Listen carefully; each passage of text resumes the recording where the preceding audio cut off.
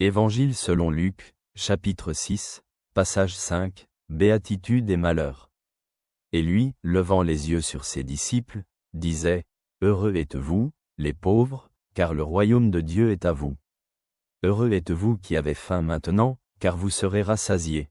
Heureux êtes-vous qui pleurez maintenant, car vous rirez. Heureux êtes-vous lorsque les hommes vous haïront, vous mettront à l'écart, vous outrageront et rejetteront votre nom comme infâme à cause du Fils de l'homme.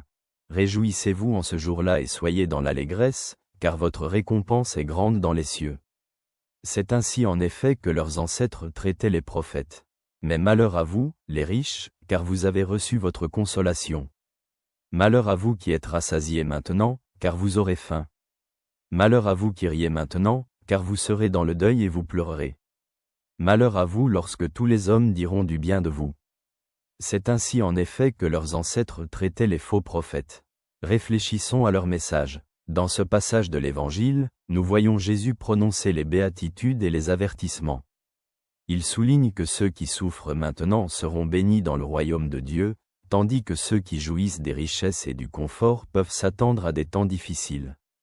Jésus appelle à la joie face aux persécutions à cause de la foi, car la récompense est grande dans les cieux. Cette scène souligne la réversion des valeurs que Jésus apporte dans son enseignement. Au lieu de rechercher la richesse et le confort, Jésus appelle ses disciples à embrasser la pauvreté, la faim, les pleurs et les persécutions comme des chemins vers la véritable bénédiction.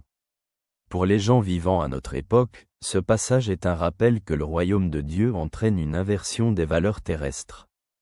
Il nous appelle à vivre dans un esprit d'humilité, de générosité et de disponibilité à endurer des difficultés à cause de notre foi. Merci d'être là. Que Dieu te protège. Ton ami t'adresse ses salutations de tout cœur.